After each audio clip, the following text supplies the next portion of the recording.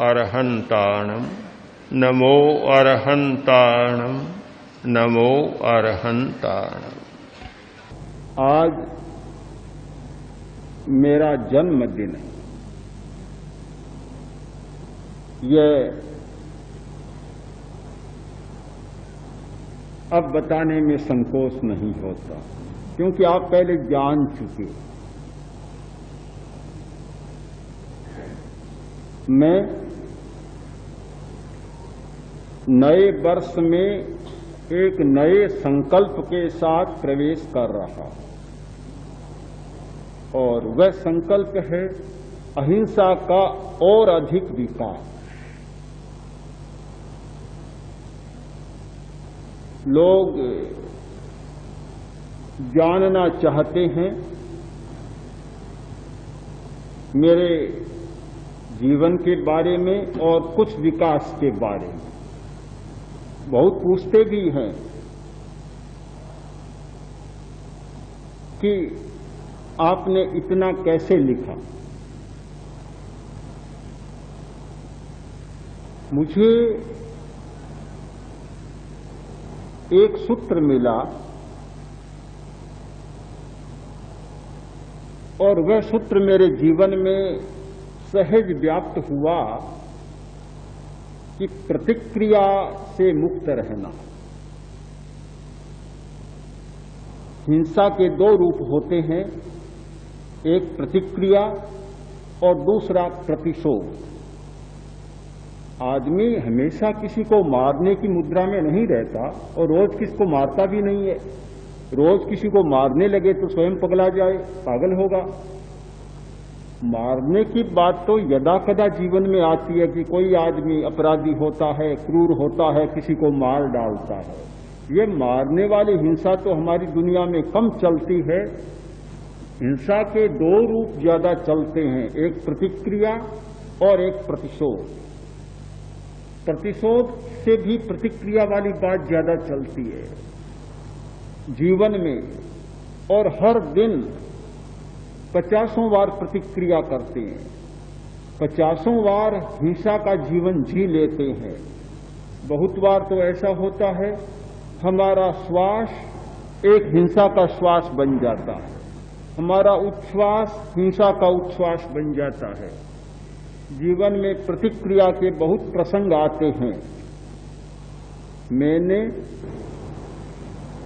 बचपन से अपना एक सूत्र बनाया कि यदि मुझे अपने जीवन में सफल होना है, कुछ काम करना है, तो इस प्रतिक्रिया के चक्कर में नहीं फंसना।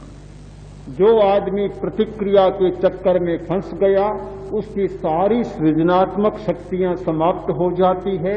केवल ध्वंस और ध्वंस ही उसके सामने बचता है। वह कोई बड़ा काम कर नहीं सकता, क्योंकि आखिर शक्ति का एक स्रोत है, ऊर्जा का एक प्रवाह है। इधर मोड़ दे चाहे इधर मोड़ दे, किधर ही मोड़ दे आप चाहें तो। शक्ति तो आखिर है जितनी है। अब किधर लगाना चाहते हैं, इसका चुनाव आपको करना है, इसका निर्णय आपको करना है। शक्ति को ध्वंस में भी लगाया जा सकता है, और शक्ति को सृजनात्मक कार्यों में भी लगाया जा सकता है। शक्ति को रचनात्मक बनाना है या ध्वंसात्मक बनाना है, यह हर व्यक्ति को चुनाव करना होता है। मैंने चुनाव किया, और मुझे प्रसन्नता है कि प्रतिक्रिया से अधिक बचा हूं, इसका मुझे संतोष है। मुझे याद नहीं कि किसी के प्रति शत्रुता का भाव किया हो। मुझे मालूम है कि अमुक व्यक्ति मेरे बारे में यह सोच रहा है, पर मैंने हमेशा यह सोचा कि वह सोच रहा है, उसकी शक्ति नष्ट हो रही है। एक आदमी को बमन हो रही है तो जरूरी है कि दूसरा भी बमन करे। होता तो है, बड़ी दुर्बलता है कि एक आदमी कई करता है, देखने वाला भी कई करना शुरू कर देता है। पर जिसका मनोबल है थोड़ा सा, वह ऐसा नहीं करता। हिंसा एक बहुत विकट समस्या है, और हमारे जीवन में हिंसा के बहुत प्रसंग आते हैं, अधिक प्रसंग आते हैं। प्रसंग आने पर हिंसा में न जाएं, प्रतिक्रिया के प्रसंग आने पर प्रतिक्रिया में न जाएं, क्रिया का जीवन जी सकें, तो हमारी सबसे बड़ी उपलब्धि होती है। क्रियात्मक जीवन जीना, अपने स्वतंत्र दायित्व का अनुभव करना है, अपने स्वतंत्र कर्तृत्व का अनुभव करना है। जो व्यक्ति क्रियात्मक जीवन जीता है वह कोई भी काम करता है तो कर्तव्य के आधार पर करता है, दायित्व के आधार पर करता है, किंतु दूसरे के हाथ का खिलौना बनकर नहीं करता। प्रतिक्रिया करने वाला तो हाथ का खिलौना है, दूसरे के हाथ की कठपुतली है कि जैसे चाहो वैसे नचा दो, हंसाना हो तो हंसा दो, रुलाना हो तो रुला दो, बिठाना हो तो बिठा दो और खड़े करना हो तो खड़े कर दो, चलाना हो तो चला दो, ठहराना हो तो ठहरा दो। बिल्कुल खिलौना और कठपुतली बनता है जो प्रतिक्रिया का जीवन जीता है।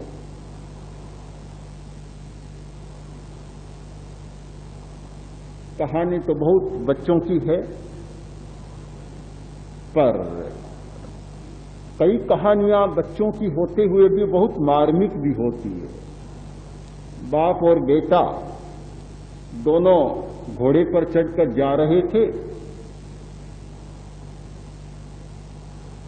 तो लोग मिले,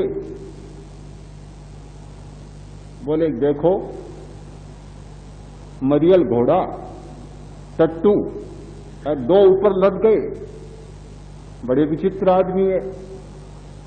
तत्काल पिता के मन में प्रतिक्रिया हुई और नीचे उतर गए। अपना कुछ था नहीं चिंतन, जब चढ़े तो चिंतन के साथ ही चढ़ना था। अब लोग कहे नीचे उतर गए। थोड़े आगे गए, दूसरे लोग मिले, बोले देखो कैसा जमाना आया है, लड़का जवान है ऊपर टंगा हुआ चलता है और बूढ़ा बाप नीचे चल रहा है। काफी व्यंग कसा तो लड़का नीचे उतर गया और बाप ऊपर चढ़ गए। थोड़े आगे चले और लोग मिले कि देखो बड़ी विचित्र बात है कि बाप तो ऊपर बैठा चल रहा है और यह बेचारा छोकरा नीचे चल रहा है। बाप भी उतर गया, दोनों उतर गए, दोनों पैदल चलने लगे। घोड़े की रस्सी थामे, लगाम थामे, दोनों पैदल चलने लगे। कुछ लोग आगे मिले, देखो कितने मूर्ख है, घोड़ा तो खाली चल रहा है, दोनों पैदल चल रहे हैं। अब क्या करे, प्रतिक्रिया का जीवन जीने वाला कहां जाए, जाने का कोई रास्ता ही नहीं बचता। सारे रास्ते हमारे बंद हो जाते हैं। इतना विचित्र चिंतन और इतनी विचित्र बातें आती है कि आदमी कहीं टिक नहीं पाता। एक सन्यासी बना था नया नया और उसी गांव का था। तालाब के पास अपना डेरा जमाए बैठा था। एक दिन सो रहा था, सिराहा ने ईंट रखी हुई थी। अब महिलाएं पानी लाने के लिए तालाब में जा रही थी तो एक महिला बोली, देखो सन्यासी बन गया तो क्या हुआ, अभी सिराने का मोह नहीं छूटा और नहीं तो ईंट को भी सिराने देगा। सुना और सोचा ठीक नहीं किया मैंने, ईंट को निकाल दिया। पानी लेकर वापस आई। महिला बोली, देखो कितना कमजोर है, हमने कहा और ईंट निकाल दी, फिर लगा दी। फिर पानी लेने आई और फिर बोली कि आज अच्छा सन्यासी बना, सिराने का मोह भी नहीं छूटा, फिर निकाल दी। फिर आई पानी लेकर, देखा तो ईंट निकाली हुई है। महिला बोली कि हमारे कहने से ईंट लगाओगे, हमारे कहने से निकालोगे तो सन्यासी बनोगे ही नहीं। सन्यासी रहना है, हम कहते रहेंगे तुम अपना काम करना हो तो करो, हमारी जो धारणा, हम जो कहते हैं उसके आधार पर, उसकी प्रतिक्रिया से तुम अगर चलोगे तो सन्यासी नहीं बन पाओगे। इस दुनिया में जीना और प्रतिक्रिया के साथ जीना, ये सबसे बड़ी समस्या है। अहिंसा का एक बहुत बड़ा विकास हुआ कि कौन क्या कहता है इससे निरपेक्ष होकर और अपने धर्म के आधार पर चलो, अपने धर्म के आधार पर करो। जब तक हमारी प्रतिक्रियात्मक वृत्ति की सफाई नहीं होती, धुलाई नहीं होती, तो कौन अहिंसक बन सकता है? अहिंसा की बहुत बड़ी बात हम लोग करते हैं, पर मुझे लगता है कि केवल मोटी बात पर ही अटक जाते हैं। बस इतना सा, एक पैर से चींटी मर जाती है तो लगता है कि हिंसा हो गई, और भारी से भारी प्रतिक्रिया हो जाती है, लगता ही नहीं। आज की जो अनुशासनहीनता है उसका कारण क्या है? सबसे बड़ा अनुशासनहीनता का कारण है प्रतिक्रिया, यानी दूसरे की बात सुनना, दूसरे की बात मानना। ये तो ऐसा लग रहा है कि जैसे हमारे जीवन से निकलता ही जा रहा, कुछ ऐसा बन गया कि अपनी जो धारणा हो, जो जचे हुए काम करना, दूसरा कौन कहने वाला। सीख मानना, शिक्षा स्वीकार करना, ये हमारी आदत में ही जैसे नहीं रहा।